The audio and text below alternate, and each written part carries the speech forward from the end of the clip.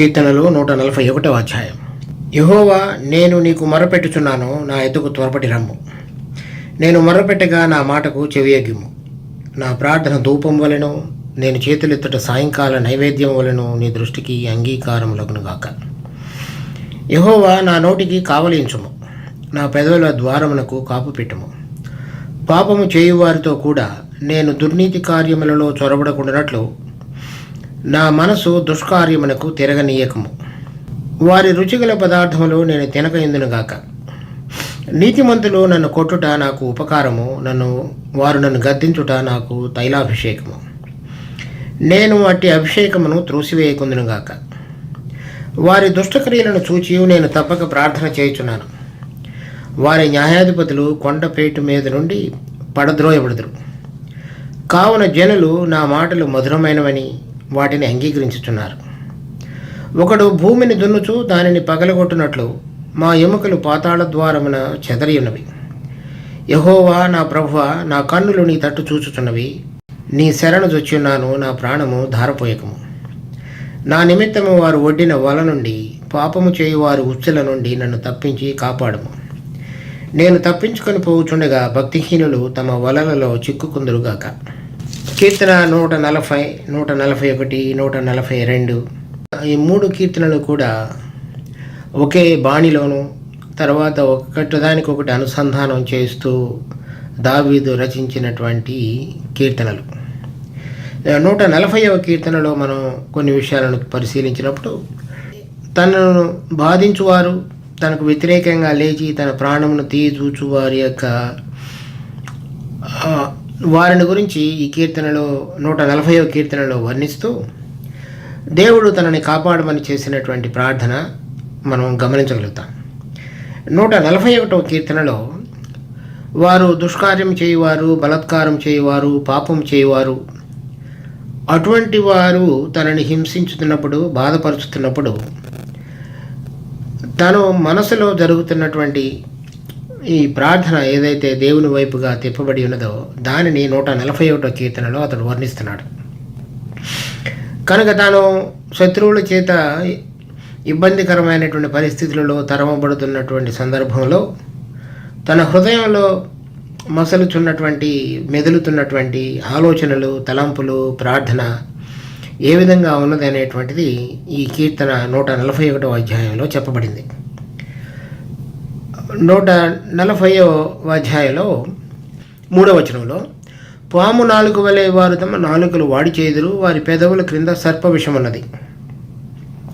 తర్వాత 9వ వచనంలో, నన్ను చుట్టుకుని వారు తల ఎత్తినెడలా వారి పెదవుల చేటు వారిని ముంచునుగాక.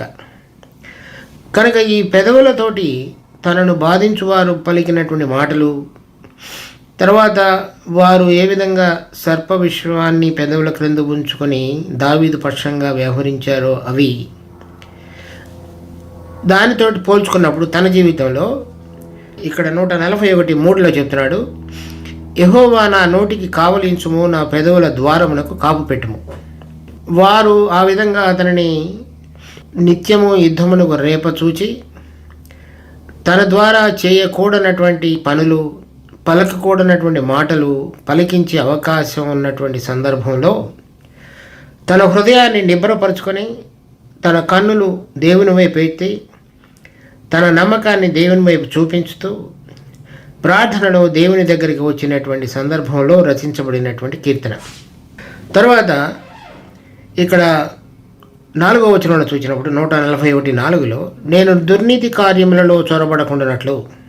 వారందరూ కూడా 140వ కీర్తనలో ఈ బలాత్కారం చేయువారు, దుష్కార్యములు చేయువారు, భక్తిహీనులు, గర్విష్ఠులు అనే రకరకాలైనటువంటి పదాలు తన శత్రువులను గురించి దావీదు చెప్తూ వచ్చాడు.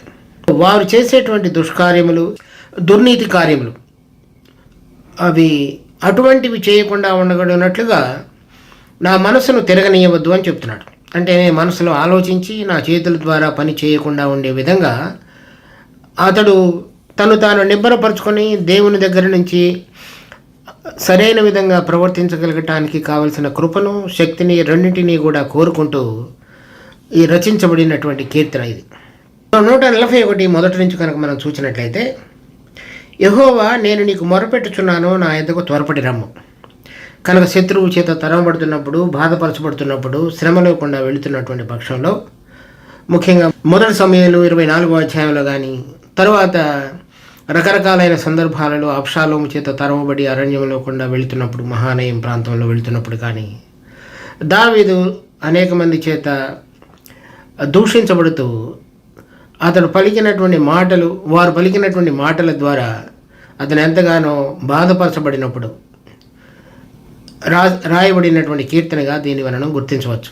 ఇక్కడ చెప్తున్నాడు, నేను నీకు మొరపెట్టుచున్నాను, నా యొద్దకు త్వరపడి రమ్ము. అంటే అనేక సంవత్సరాలు, కొన్నిసార్లు అతను వెళ్ళిన పరిస్థితులు సంవత్సరాలకు కంటే ఎక్కువగా కాలం జరిగిపోయింది. అందుచేత త్వరపడి నా యొద్దకు రమ్ము అని ప్రార్థిస్తున్నాడు. ఒక విశ్వాసి తన జీవితంలో దేవుడు మనలను క్రమశిక్షణలోని తీసుకుని వచ్చి రాబోతున్నటువంటి రాజరికానికి సిద్ధపరచడానికి ప్రతిదానిలో కూడా మనము తగినటువంటి విధంగా నైపుణ్యాన్ని, నేర్పరితనాన్ని కలిగి ఉండటానికి అవసరమైనటువంటి రీతిలోనికి తీసుకురావడానికి ఈ జీవితంలో అనేక పరిస్థితుల ద్వారా తన బిడ్డలను నడిపించేవాడుగా ఉంటాడు. ఆ నడిపించబడేటువంటి సందర్భంలో అవి కొన్నిసార్లు మనం నేర్చుకోవాల్సిన విషయాలు కొన్ని సంవత్సరాలు పట్టవచ్చు. కనుక మనం ప్రార్థించినప్పటికీ ఆ విషయాలలో మనకు వెసులుబాటుతనం కానీ, తర్వాత అవి మార్పు చెందటం కానీ జరగకపోవచ్చు. ఎందుకంటే తను ప్రేమించు వారిని ఆయన ముందుగా ఎరిగి ఉండి ఒక ఉన్నతమైనటువంటి ఉద్దేశంతో వాళ్ళని ఏర్పరచుకున్నాడు. కనుక రాబోయే దినాలలో ఆయన కుమారుడితో కూడా కలిసి మహిమపరచబడి ఆయనతో కూడా రాజ్యం చేయటానికి అవసరమైనటువంటి విధంగా వారి జీవితాలలో మార్పు అవసరం. కనుక కొన్నిసార్లు మనం జీవించుతున్నటువంటి నీతిమంతత్వాన్ని బట్టి, రాబోతున్నటువంటి మహిమకు కావలసినటువంటి నేర్పరితనాన్ని బట్టి దేవుడు మన జీవితంలో అవి అనుకునే దానికంటే ఎక్కువగా కొన్ని సంవత్సరాలు దేవుడు తన కార్యమును, ఆ పరిస్థితులను మన జీవితంలో అనుమతించేవాడిగా ఉంటాడు. అటువంటి సందర్భంలో దావీదు చెప్తున్నాడు, నా యొద్దకు త్వరపడి రమ్ము. అంటే ఇంకా సమయం చాలా వరకు గతించిపోతున్నది, నా ప్రాణం క్షీణించిపోతున్నది, నాకు సహాయం చెయ్యి అని ఆ ప్రార్థనలో చెప్తున్నాడు. 2వ వచనంలో అతని యొక్క మనస్సు ఏ విధంగా ఉన్నదో అనేది ఈ ప్రార్థనలో చూపిస్తున్నాడు. నా ప్రార్థన ధూపం వలెను. ఈ ధూపం అనేటువంటిది అది ఒక పరిశుద్ధాలయంలో ధూప వేదిక ఉన్నది. దాని మీద ఈ బలిపీఠంలో నుంచి మండుచున్నటువంటి అగ్ని నిప్పులను తీసుకుని వచ్చి ఆ ధూప వేదిక మీద వేసి దాని మీద ధూప ద్రవ్యాన్ని పోస్తారు.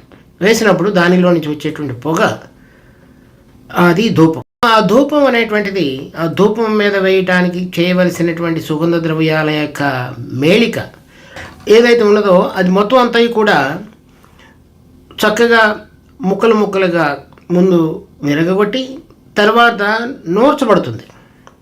అప్పుడు మాత్రమే అది ధూప వేదిక మీద వేయటానికి పనికి రాగలిసినటువంటి విధంగా ధూప ద్రవ్యంగా మారుతుంది. ఆ ప్రార్థన అటువంటి విధంగా కూర్చబడినటువంటి బలిపీఠం మీద నుంచి తీయబడినటువంటి బొగ్గుల మీద వేయబడినటువంటి ధూప ద్రవ్యంతో పోల్చుకున్నాడు. అంటే నా హృదయము ఆ విధంగా విరిగి నలగగొట్టబడినదై, నాది నా స్వభావము అటువంటిది ఏది కూడా లేకుండా గతించిపోయి నీకు అంగీకార యోగ్యమైన రీతిలోనికి నా హృదయము, నా మనస్సు, నా ఆలోచనలన్నీ కూడా మార్చబడి అవి సుగంధ రూపంగా మార్చబడే విధంగా నేను చేసుకొని నీ సన్నిధికి వచ్చి ఉన్నాను అని చెప్తున్నాడు. తర్వాత నేను చేతులెత్తుట సాయంకాల నైవేద్యం వలెను. ఈ చేతులెత్తుట అనేటువంటిది ప్రార్థనకు గుర్తు. మనం 2వ తిమోతి 2వ అధ్యాయంలో చూస్తాం. అలా ఇది సాయంకాల నైవేద్యం అనేటువంటిది రొట్టెతో అర్పించేటువంటిది. ఈ రొట్టె చేయడానికి మెత్తటి పిండి అవసరమైనది. ఈ మెత్తటి పిండి పులుపు లేకుండా చక్కగా గోధుమలన్నీ కూడా అది పిండి వలె మార్చబడి, అనగా ఆ గోధుమను గుర్తించకుండా ఉండేటువంటి తనంలోనికి తీసుకొని రాబడిన తర్వాత నూనెతో కలిపి అది రొట్టెగా మార్చబడి నైవేద్యముగా దేవునికి అర్పించేటువంటిది. ఈ ప్రార్థనలో ఉన్నటువంటి ధూపం కానీ, ఈ నైవేద్యంలో ఉన్నటువంటి పిండి నూనె కలిపినటువంటిది కానీ, ఈ రెండు కూడా మనలో ఉన్నటువంటి పాత స్వభావాన్ని, మనిషి యొక్క అస్తిత్వాన్ని పూర్తిగా తీసివేయబడి కేవలము ప్రభువులో ఉన్నటువంటిది, ప్రభువుకు అంగీకారయోగ్యమైనటువంటి స్వభావంలోనికి మార్చబడినటువంటి విధంగా చేయగలిగిన ప్రార్థనలోనికి మార్చబడి ఉన్నాను అని దావీదు చెప్తున్నాడు. కనుక విశ్వాసులు ఆ విధంగా చేసేటువంటి ప్రార్థన ఇక్కడ చూడండి, ప్రకటన గ్రంథం 8వ అధ్యాయంలో 3-4 వచనాలు. మరియు సువర్ణ ధూపార్తి చేత పట్టుకొని అన్న వేరొక దూత వచ్చి బలిపీఠం ఎదుట నిలువగా, సింహాసనం ఎదుట ఉన్న సువర్ణ బలిపీఠము పైన పరిశుద్ధులందరి ప్రార్థనలతో కలుపుటకై అతనికి బహు ధూపద్రవ్యములు ఇవ్వబడెను. అప్పుడు ఆ ధూపద్రవ్యముల పొగ పరిశుద్ధుల ప్రార్థనలతో కలిసి దూత చేతిలో నుండి పైకి లేచి దేవుని సన్నిధిని చేరడం. ఆ దూత చేతిలో ఉన్నటువంటి ధూపద్రవ్యం ఏదైతే ఉన్నదో, ఆ ధూపద్రవ్యముల పొగ ఈ పరిశుద్ధుల ప్రార్థనలతో కూడా కలిసి, అంటే ఇప్పుడు ఎవరెవరైతే ఇటువంటి విధంగా తమ హృదయాలను సిద్ధపరచుకొని ఆ ధూపద్రవ్యంతో పరలోకంలో ఉన్నటువంటి సువర్ణ ధూపార్తి మీద వేయబడినటువంటి ధూపద్రవ్యంలో నుంచి వచ్చేటువంటి ధూపంలోకి కలపబడగలిగినటువంటి విధంగా, విలీనం కాగలిగిన విధంగా వారి హృదయాలు ఉన్నాయో, ఆ హృదయాలలో నుంచి వచ్చేటువంటి ప్రార్థన అక్కడ అర్పించబడుతుంది అనేది మనం చదువుతాం. ఇంకొకటి చూడండి, ఇక్కడ సంఖ్యాకాండం 16వ అధ్యాయం 41వ వచనం నుంచి నేను చదువుతున్నాను. మరునాడు ఇశ్రాయేలీయుల సర్వసమాజము మోషే అహరోనులకు విరోధముగా సణుగుచు, మీరు యెహోవా ప్రజలను చంపితురని చెప్పి సమాజము మోషే అహరోనులకు విరోధముగా కూడినం. వారు ప్రత్యక్షపు గుడారం వైపు తిరిగి చూడగా ఆ మేఘము దాన్ని కమ్మెను, యెహోవా మహిమయు కనబడెను. మోషే అహరోనులు ప్రత్యక్షపు గుడారం ఎదుటికి రాగా, యెహోవా మీరు ఈ సమాజము మధ్య నుండి తొలగిపోడి క్షణములో నేను వారిని నశింపచేయుదునని మోషేకు సెలవేయగా వారు సాగిలపడది. అప్పుడు మోషే, నువ్వు ధూపార్తిని తీసుకొని బలిపీఠపు నిప్పులతో నింపి ధూపము వేసి వేగముగా సమాజం వద్దకు వెళ్ళి వారి నిమిత్తము ప్రాయశ్చిత్తము చేయము. కోపము యెహోవా సన్నిధి నుండి బయలుదేరను, తెగులు మొదలుపెట్టినని అహరోనుతో చెప్పగా, మోషే చెప్పినట్లు అహరోను వాటిని తీసుకొని సమాజము మధ్యకు పరిగెత్తిపోయినప్పుడు తెగులు జనులలో మొదలుపెట్టి ఉండెను. కాగా అతడు ధూపం వేసి ఆ జనుల నిమిత్తము ప్రాయశ్చిత్తం చేసెను. అప్పుడు తెగులు ఆగిపోయింది. ఇక్కడ మోషే అహరోనుల యొక్క హృదయాలు కూడా ఇశ్రాయేలీయులను ప్రేమించి వారు తెగులు బారిన పడి చనిపోకుండా ఉండటానికి వారి హృదయాలు ఎటువంటి విధంగా ఉన్నాయో, వారి ప్రార్థన ఏ విధంగా ఉన్నదో, అది వేయబడినటువంటి ధూపద్రవ్యాన్ని బట్టి దేవుడు వారి హృదయాలలో ఉన్నటువంటి వారి పక్షంగా, ఇతరులు ఇశ్రాయేలు పక్షంగా కలిగిన ప్రేమను బట్టి ఆ తెగులు ఆగిపోయేలా చేశాడు. ఇక్కడ దావీదు తన విషయంలో ఇక శ్రమ తొలగిపోవటానికి తన జీవితంలో ఏదైతే ఈ శ్రమల ద్వారా దేనికి తను సిద్ధపరచాలని కోరుతున్నాడో అది సిద్ధపరచబడినటువంటి తనానికి గుర్తుగా అది ప్రార్థన ధూపం వలన, సాయంకాల నైవేద్యం వలన అతని జీవితంలో వచ్చిన మార్పును బట్టి దేవుని సన్నిధిలో ప్రార్థిస్తున్నాడు. కనుక మన ప్రార్థనలో ఇటువంటి ఈ ధూపము నైవేద్యముతో కూర్చబడినటువంటి హృదయంతో తీసుకురాగలిగినటువంటి ప్రార్థన దేవుడికి అంగీకారయోగ్యములు. 141వ కీర్తన 3వ వచనం. నా యెహోవా నా నోటికి కావలించుము, నా పెదవుల ద్వారమునకు కాపు పెట్టుము. పాపము చేయువారితో కూడా నేను దుర్నీతి కార్యములలో చొరబడకుండానట్లు నా మనసు దుష్కార్యమునకు తిరగకుందు.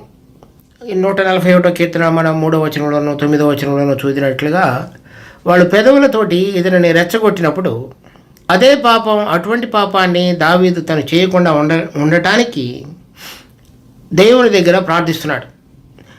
తను వింటున్నటువంటి మాటలు, తన శరీరము, తన హృదయము, వాటన్నిటికీ కూడా ప్రలోభానికి గురై వారు మాట్లాడుతున్న విధంగా తను కూడా ఎదురుగా మాట్లాడేటువంటి, ప్రతిఘటించేటువంటి స్వభావం తనలో ఉంటే దాని విషయంలో దావీదు ప్రార్థిస్తున్నాడు.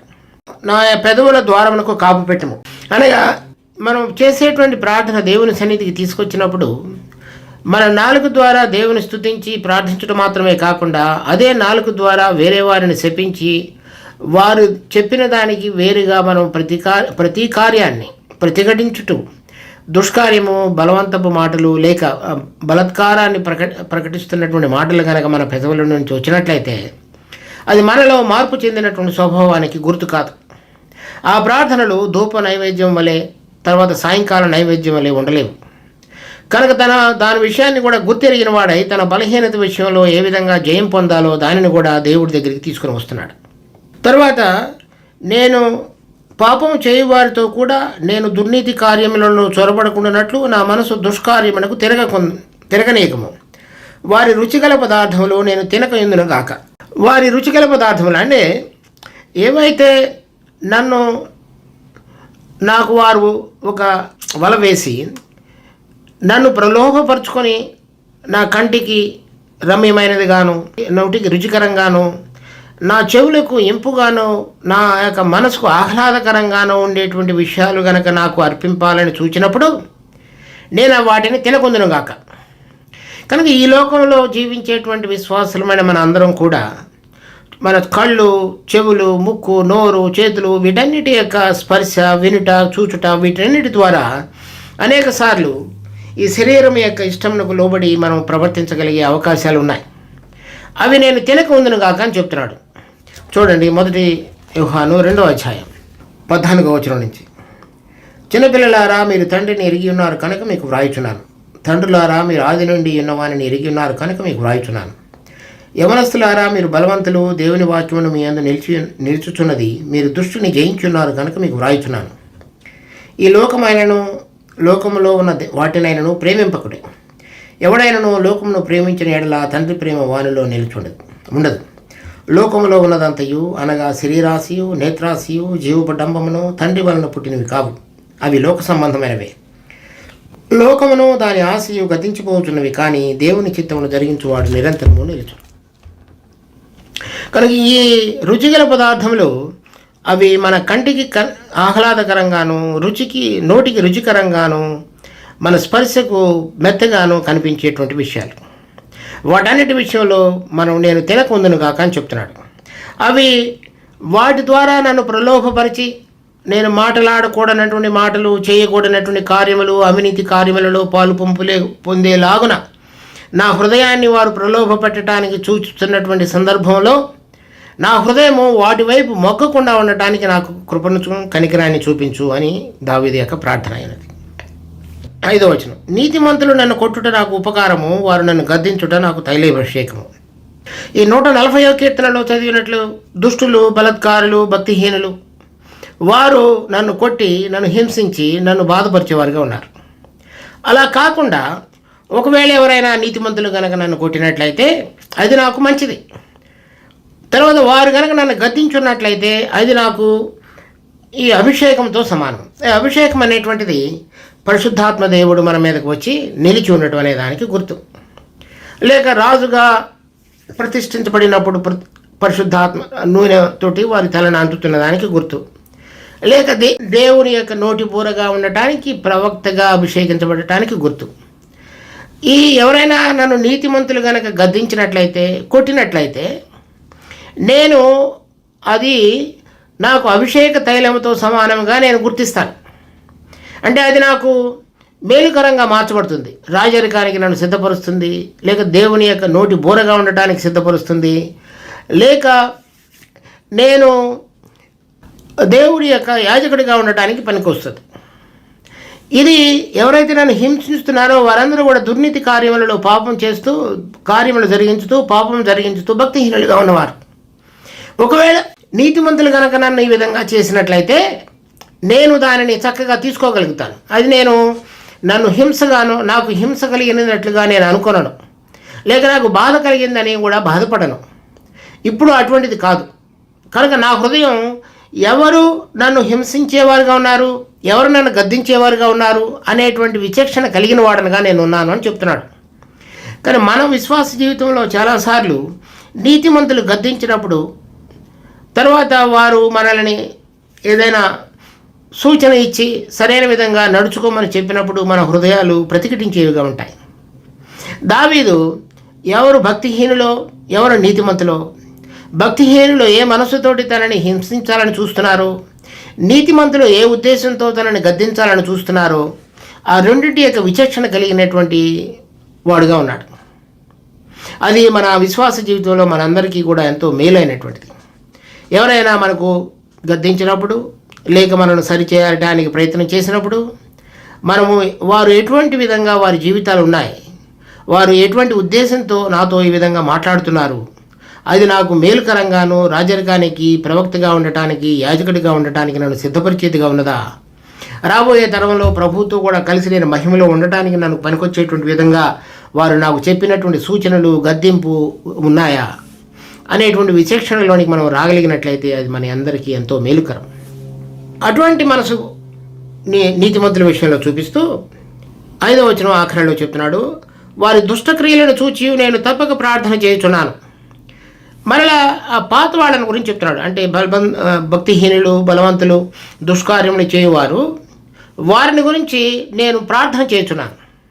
సో వారి నుంచి విడుదల కలుగు చేయమని కోరుతూనే వారు కూడా దేవుని ఏర్పాటులో దేవుని యొక్క ప్రకాశం ద్వారా తాకబడి ఒప్పించబడి మారు మనసు పొందాలనేటువంటి మనసు కూడా కలిగిన వాడుగా దావీదు వారి జీవితంలో ప్రార్థిస్తున్నాడు. చూడండి, మత్తయి సువార్త 5వ అధ్యాయం 44వ వచనం. నేను మీతో చెప్పినదేమనగా, మీరు పరలోకముందున్న మీ తండ్రికి కుమారులై ఉండినట్లు మీ శత్రువులను ప్రేమించుడి, మిమ్మల్ని హింసించు వారి కొరకు ప్రార్థన చేయండి. దాని తర్వాత మత్తయి సువార్త 5వ అధ్యాయం 11వ వచనం. నా నిమిత్తము జనులు మిమ్మల్ని నిందించి హింసించి మీ మీద అబద్ధముగా చెడ్డ మాట పలుకున్నప్పుడెల్లా మీరు ధన్యులు, సంతోషించి ఆనందించుడి, పరలోకమందు మీ ఫలం అధికమగును. ఇలాగున వారు మీకు పూర్వమంది నేను ప్రవక్తలను హింసించరు. సో ఈ విధంగా దావీదు కొత్త నిబంధనలో చెప్పబడినటువంటి కృపా నియమానికి తగినటువంటి విధంగా తన యొక్క ప్రవర్తనను పాత నిబంధన కాలంలోనే అలవరుచుకునే వాడుగా మనం చూస్తున్నాం. తర్వాత 6వ వచనం. వారి న్యాయాధిపతులు కొండపేట మీద నుండి పడద్రోయబడుదురు, కావున జనులు నా మాటలు మధురమైనవని వాటిని అంగీకరించుతున్నారు. కనుక ఈ దుష్కార్యములు బలత్కారం చేయి వారి మీద ఉన్నటువంటి అధికారులు వారు ఒక దినమున పడద్రోయబడతారు. అంటే వారి యొక్క అధికారము, ప్రభుత్వము, వారి యొక్క ప్రభావము నుంచి వారు తీసివేయబడతారు అనేది చెప్తున్నాడు. కావున జనులు నా మాటలు మధురమైనవని వాటిని అంగీకరించుతున్నారు. ఇప్పుడు ఈ విధంగా తన హృదయాన్ని నిబ్బరపరుచుకొని నీతిగా జీవిస్తూ వారి కొరకు ప్రార్థన చేస్తూ నీతిమంతుల యొక్క గద్దింపును వారు కొట్టుటనే దాన్ని తన తైలాభిషేకంగా తీసుకొని అది మంచి హృదయంతో దేవుని సన్నిధిలో ప్రార్థించినటువంటి విధంగా వచ్చిన మాటలు జనులు ఒక దినమున గుర్తించేవారుగా చేయబడతారు అనే విషయాన్ని దావీదు మన గమనానికి తీసుకొస్తున్నాడు. 7వ వచనంలో, ఒకడు భూమిని దున్నుచు దానిని పగలగొట్టినట్లు మా ఎముకలు పాతాళ ద్వారమున చెదిరినవి. మరలా తను హింసించబడుతున్నటువంటి సందర్భానికి ఇంకొకసారి మనం తీసుకొస్తున్నాడు. ఎటువంటి పరిస్థితులు ఉన్నానంటే, ఎండిన నేల మొదటిసారి వర్షపు నీటికి తడిచినప్పుడు ఏ విధంగా అది దున్నబడుతుందో, మట్టి పిల్లలు అన్నీ లేవుస్తాయో, ఆ విధంగా మా శరీరము, మా ఎముకలు ఆ విధంగా చెదరగొట్టబడి, అంటే దాదాపు మరణాన్ని రుచి చూస్తూ మరి మృతుల లోకమైనటువంటి పాతాళ ద్వారము వరకు సమీపించున్నాయి. అక్కడికి లోపలికి వెళ్ళలేదు, కానీ దాదాపు అదే అనుభవంలో గుండా వెళ్ళినటువంటిది. మరణ ద్వారానికి సమీపముగా ఉన్నది. నేను మరణాంధకారపు లోయలో పడి సంచరించినను అంటే ఆ అనుభవంలోనికి తీసుకొని రాబడినప్పటికీ. అందుచేత యెహోవా నా ప్రభువా, నా కన్నులు నీ తట్టు చూచుచున్నవి, నీ శరణు వచ్చున్నాను, నా ప్రాణము ధారపోయకము. ఇక ఇప్పుడు కనుక ఇంకొక అడుగు ముందుకు వేశానంటే పాతాళ లోకంలోనికి వెళ్ళిపోతా, అంటే చనిపోతాను, నేను ఈ లోకాన్ని విడిచిపెడతాను అని అర్థం. అటువంటి సందర్భంలో నా ప్రాణము ధారపోయకము అంటే నేను చనిపోయేటట్లుగా చేయొద్దు. ఎందుకనంటే నా కన్నులు నీ తట్టు చూచున్నాయి. ఇప్పుడు ఈ వెళుతున్నటువంటి పరిస్థితులన్నింటిలో సౌలు కానీ లేక ఇంకా వేరైనటువంటి సందర్భాలలో కానీ నా కన్నులు నిన్ను మాత్రమే చూస్తున్నాయి.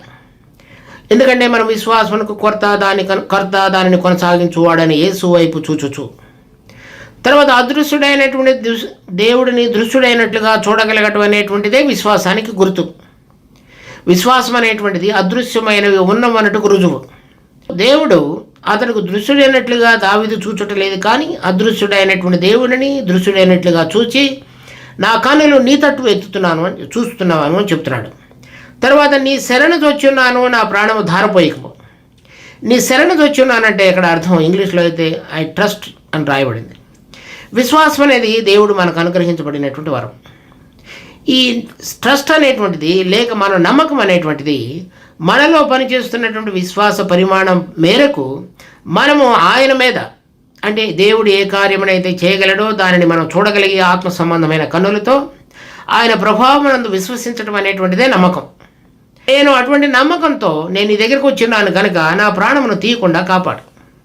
ఈ విషయంలో ఎవరెవరైతే ఈ ప్రార్థన ధూపం వలె, చేతులెత్తుట సాయంకాల నైవేద్యం వలె వారి హృదయాలు మార్చబడతాయో, పాత స్వభావం పూర్తిగా సిలువలో ఐక్యపరచబడుతుందో, నూతనమైనటువంటి పునరుద్ధాన జీవం ద్వారా తిరిగి లేవనెత్తబడిన అనుభవంతో ప్రభుతో నడిచేవారుగా ఉంటారో, వారు యొక్క నమ్మకం అనేటువంటిది ఆత్మ సంబంధమైన కన్నులతో చూడగలిగి, ఆత్మ సంబంధమైనటువంటి విధంగా హృదయంలో ఆలోచనలు, ఆయన బలాన్ని నిజమైన విధంగా రుచి చూడగలిగినటువంటి వారు చెప్పగలిగినటువంటి మాటలవి.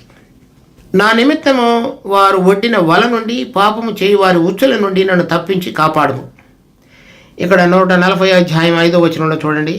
గర్విష్ఠులు నా కొరకు ఊరిని త్రాళ్లను చాటుగా ఒడ్డి ఉన్నారు, వారు త్రోవ ప్రక్కన వల పరిచి ఉన్నారు, నన్ను పట్టుకున్నట్టుకై ఉచ్చుల నూకి ఉన్నారు. సో ఇప్పుడు దానిని వీరికి మరలా గుర్తు చేస్తున్నాడు ప్రార్థనలో. నా నిమిత్తము వారు ఒడ్డిన వల నుండి, పాపం చేయి వారి ఉచ్చుల నుండి నన్ను తప్పించి కాపాడు. ఇటువంటి విధంగా ఉన్న నా జీవితంలో నాకు కావలసిన విడుదలను కలుగుతాయి. వారు ఈ వల అనేటువంటిది ఎక్కువ ప్రదేశంలో అది వల పన్నుతారు. ఉచ్చు అనేటువంటిది కింద చిన్న చిన్న స్థానాలలో ఉంచబడినటువంటివి, దానిలో మనం ఇరుక్కుపోయే అవకాశం ఉన్నది. అది వారు ఎక్కువ భాగంలో విస్తరించినటువంటి వలం కానీ, కనబడకుండా ఉన్నటువంటి ఉచ్చుల వలె ఉంచబడినటువంటి చిన్నటువంటి కుతంత్రములతో కానీ, ఆ రెండింటి నుంచి కూడా నన్ను కాపాడు, నన్ను తప్పించి కాపాడు. నేను తప్పించుకొని పోతుండగా భక్తిహీనులు తమ వలలలో తామే చిక్కుకుందరు కాక. కనుక ఎవరైతే నన్ను పట్టుకోవడానికి అనేక ఉపాయముల ద్వారా నాకు అపాయం కలుగు చేయడానికి చేసినటువంటి వలలు, ఉచ్చులు ఏవైతే ఉన్నాయో వాటన్నిటిలో నుంచి నాకు విడుదల కలుగు చేసి వారు దానిలో ఇరుక్కొని పోయేటట్లుగా నువ్వు చేయి. కనుక ఇవన్నీ ఆ మాటలు కూడా దేవుడు రాబోయే దినాలలో అపవాది అతని దూతల పక్షంగా నెరవేర్చబడేటువంటి మాటలుగా ఉన్నాయి. కనుక ఇక్కడ మనం చూస్తున్నటువంటి విధంగా 140, 141, 142 ఈ 3 కీర్తనలు ఒకదానికొకటి అనుసంధానంగా ఉన్నాయి. వీటన్నిటిలో ఏదైతే దేవుని యందు విశ్వసించినటువంటి ఒక విశ్వాసి హృదయం రాబో తరములలో దేవునితో కూడా మహిమలో పాలు పొంది ఆయనతో పాటుగా చక్కగా ఆనందించగలగటానికి కావలసిన కృప, ఈ తను వెళుతున్నటువంటి పరిస్థితులలో తను ఎటువంటి హృదయంతో సిద్ధపరచుకొని దేవుని పక్షంగా తన చేతులెత్తి తన హృదయాన్ని సిద్ధపరిచి ప్రార్థించుతున్నాడో అది 141వ కీర్తనలో చక్కగా వర్ణించబడింది. దీని యొక్క అనుభవంలోనికి మనం రాగలుగుటకు దేవుడు మనందరికీ కృప చూపించును గాక. ప్రార్థించుకుందాం. మా జీవం కలిగిన తండ్రి, మీ కృపలో మాకు ఇచ్చిన ఈ వాక్య భాగాన్ని బట్టి మీకు ఎంతో వందనాలు. దీన్ని ఆశీర్వదించి మీ నామానికి మహింకరంగా మా జీవితాలు అటువంటి మా ప్రార్థన ధూపం వలెను, సాయంకాల నైవేద్యం వలెను, మరి మా యొక్క నమ్మకము మీరు మృతులలో నుంచి లేపినటువంటి మీ కుమారుని యందు మా కన్నులు చూచుట, ఆ బలం యందు విశ్వసించుట మాకు నేర్పమని కోరుతూ మరి మా రక్షకుడు ప్రభు అయిన యేసు నామమున అడిగి పెట్టుకుంటున్నాం తండ్రి. ఆమేన్.